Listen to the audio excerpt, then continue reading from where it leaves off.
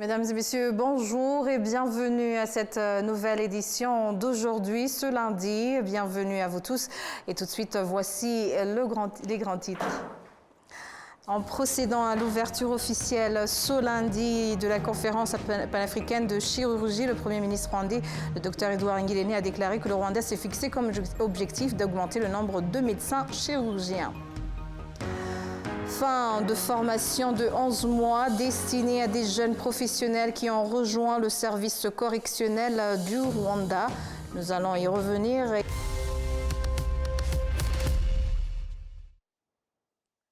Bienvenue. En procédant à l'ouverture officielle ce lundi de la conférence panafricaine de chirurgie, le Premier ministre rwandais, le Dr Edouard Ngirente, a déclaré que le Rwanda s'est fixé comme objectif d'augmenter le nombre de médecins chirurgiens afin de rapprocher ce service médical de la population. Les précisions avec Patrick Nyiridandi.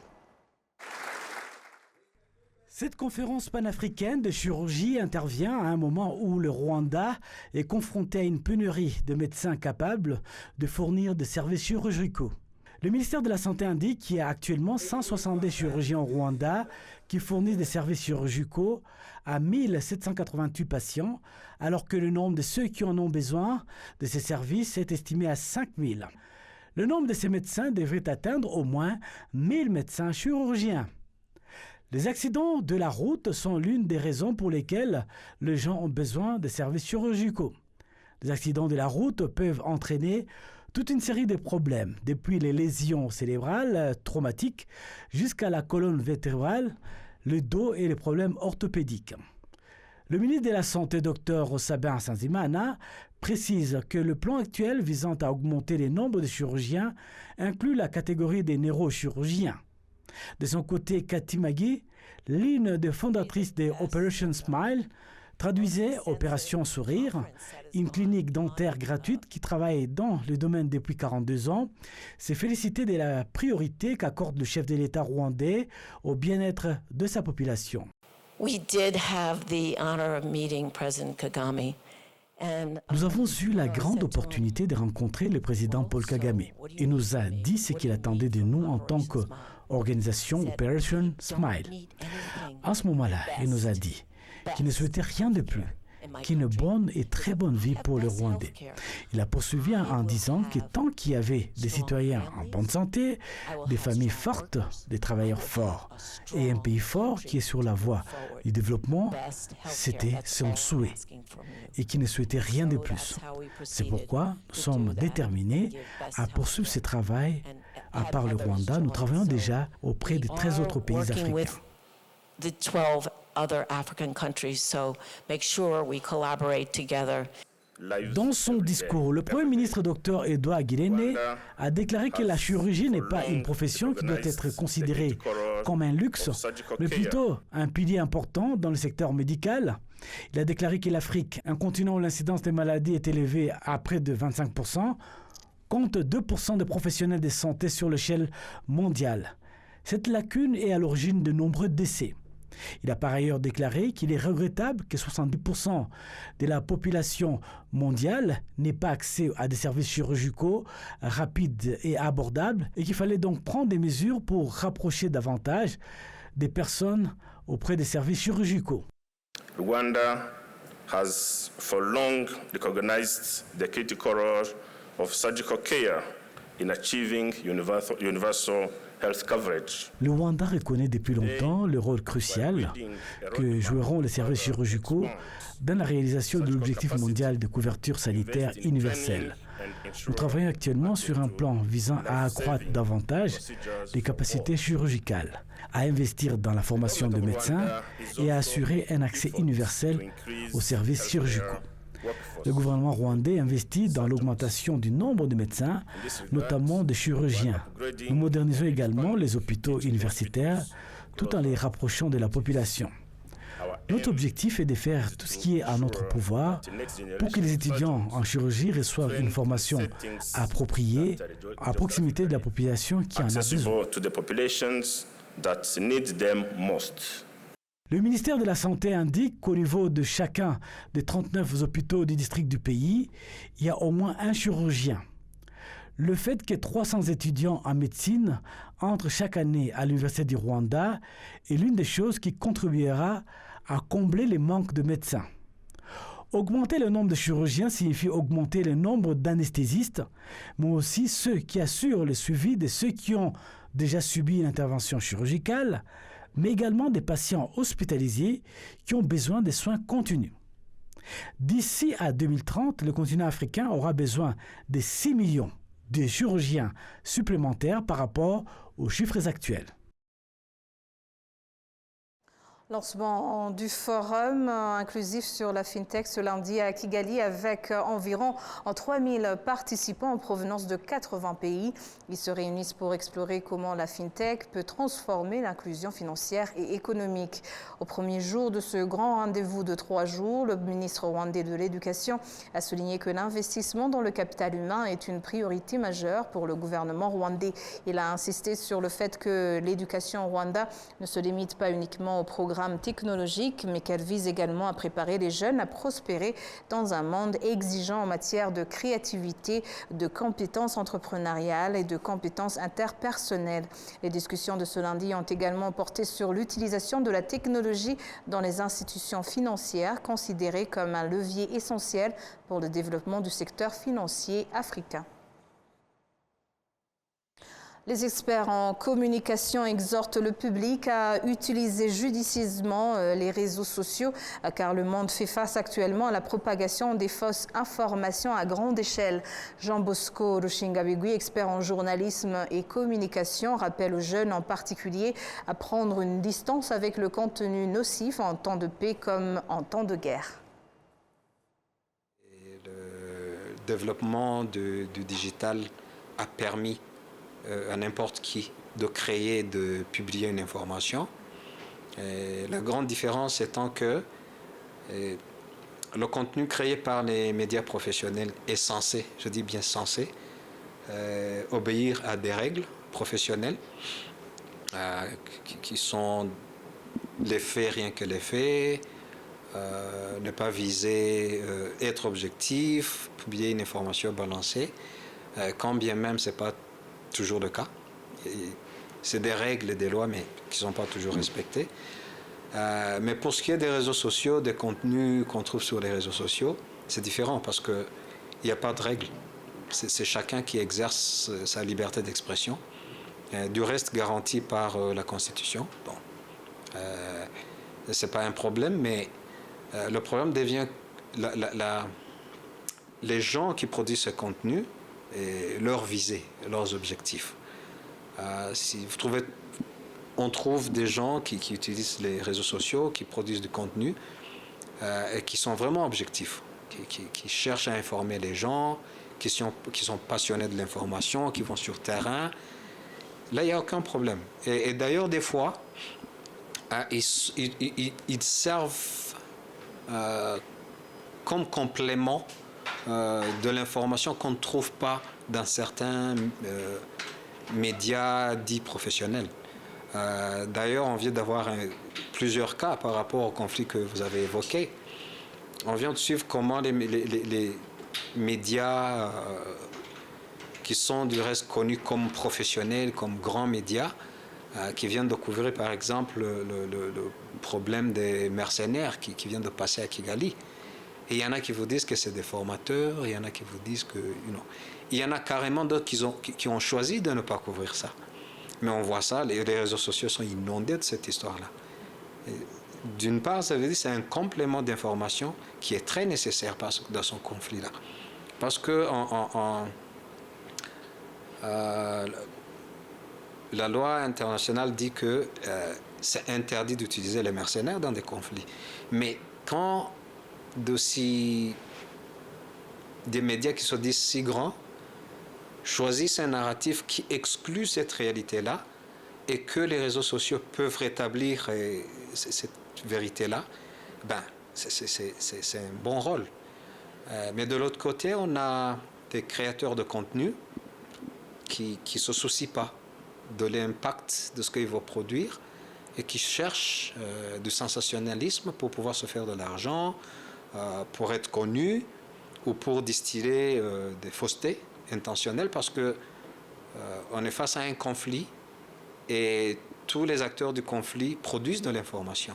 Donc, c'est aux consommateurs maintenant de savoir est-ce que la chaîne YouTube que je suis, elle appartient à qui?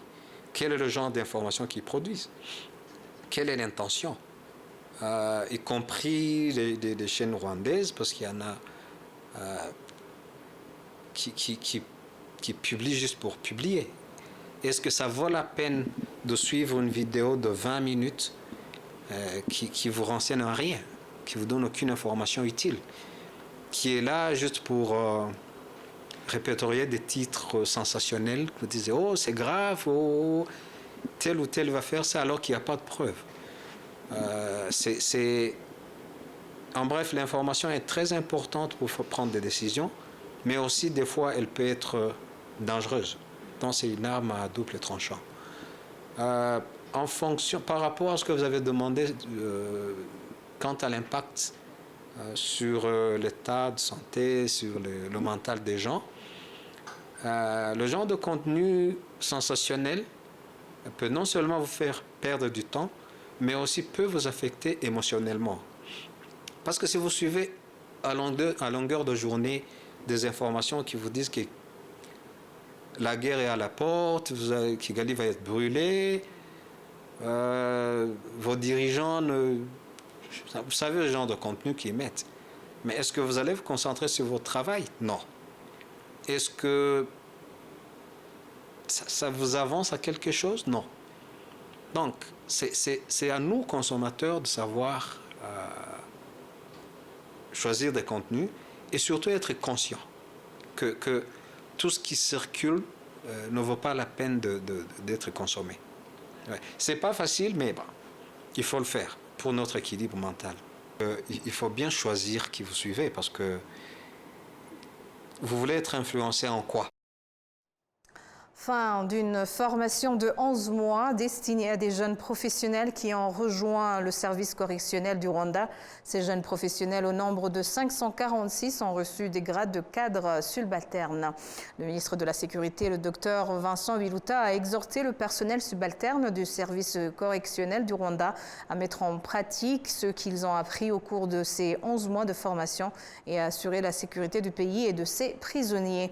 Au cours de cette cérémonie de clôture au centre d'entraînement au combat du Rwanda, basé en district de Rwamagana, les jeunes professionnels ont fait quelques démonstrations d'arts martiaux, de techniques qu'ils peuvent utiliser si nécessaire, sans user de leurs armes à feu pour se défendre. Le ministre de la Sécurité, Dr Vincent Biluta, qui a été le premier à décerner des grades aux officiers subalternes de ce secteur, a assuré que ce secteur continuera à se développer, leur demandant de mettre en pratique ce qu'ils ont appris. Il s'agit de la 7e promotion que cette unité forme avec un total de 550 élèves, dont 2 ont été envoyés à l'académie de police pour poursuivre des études universitaires et 2 autres ont été expulsés pour mauvaise conduite. Les diplômés sont au nombre de 546, dont 200 filles et 346 garçons.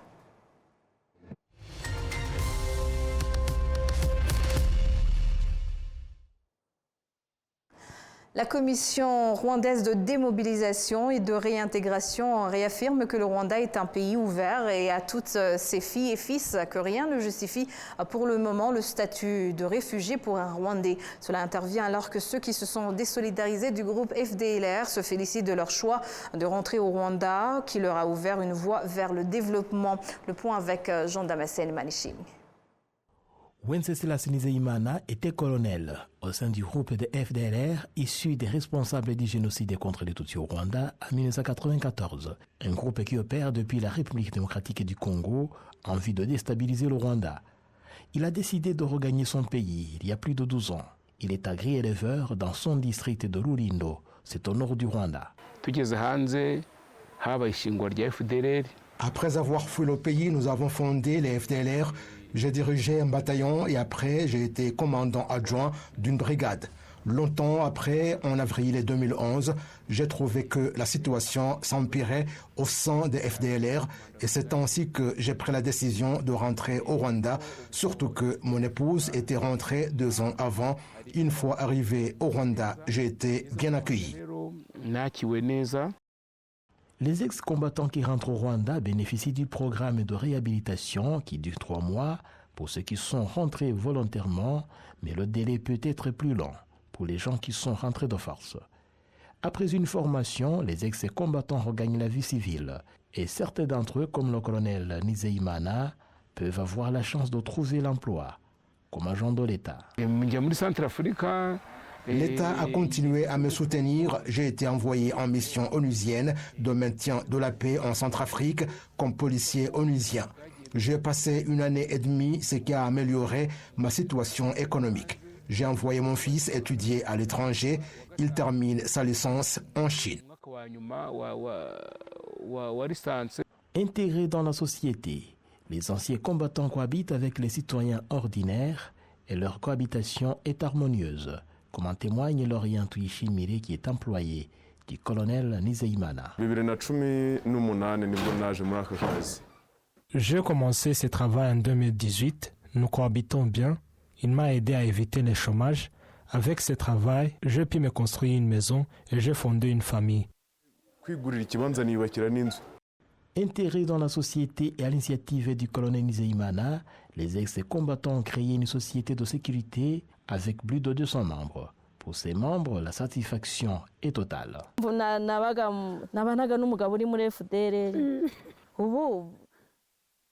Mon mari était membre des FDLR. En rentrant, j'avais très peur. Je craignais beaucoup pour ma vie, mais l'accueil qui m'a été réservé m'a rassurée. La présidente de la Commission nationale de démobilisation et de réintégration indique que la réintégration des ex-combattants passe par un long processus. Nous faisons la démobilisation et puis nous faisons la réintégration par laquelle ils sont acheminés vers leurs communautés respectives. Et avant de clore peut-être mon propos relativement à la réintégration, je dois vous dire que contrairement à ce qui est fait dans d'autres pays, ceux-là qui viennent des forêts de la République démocratique du Congo et donc qui passent entre les mains de la Commission nationale de démobilisation, ils ont le droit de choisir où aller s'installer.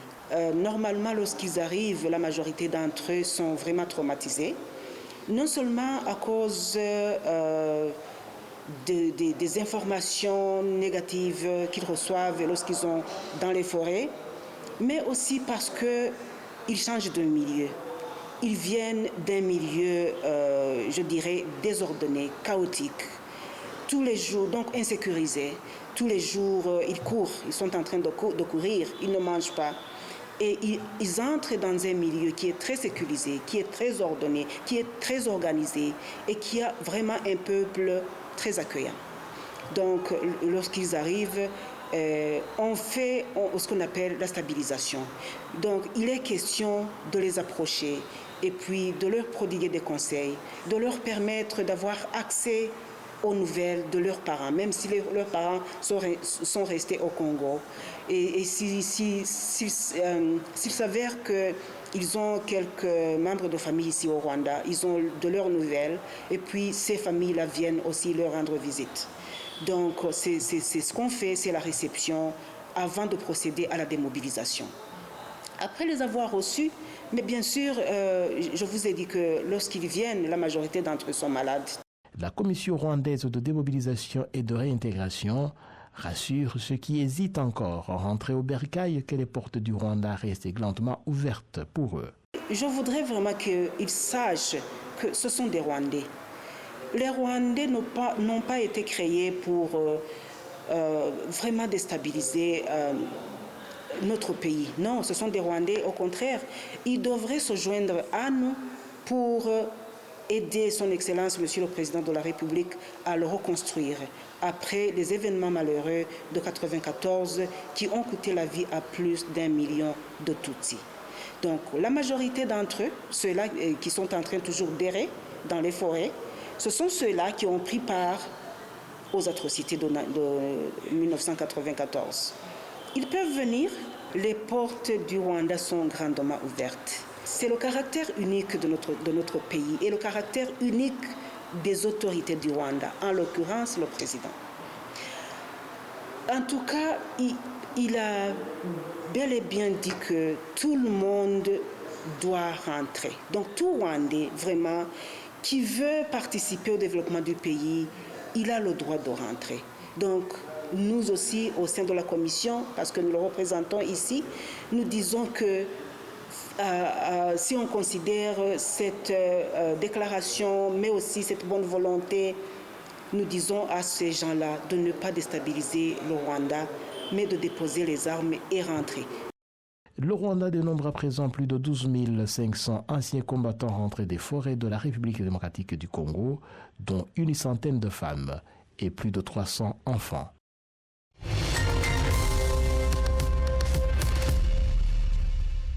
À présent, place autour du Rwanda. L'Érythréen Enoch Mulubran a remporté la première étape du Tour du Rwanda entre Rukomo et Kayonza, longue de 157,8 km, alors que le Français Fabien Doubé de l'équipe Total Energies a pris le maillot jaune au classement général. Ce mardi, les coureurs partiront de Kigali vers Kinigi, au pied de la chaîne du Parc national des volcans, au nord du Rwanda, parcourant une distance de 112,8 km.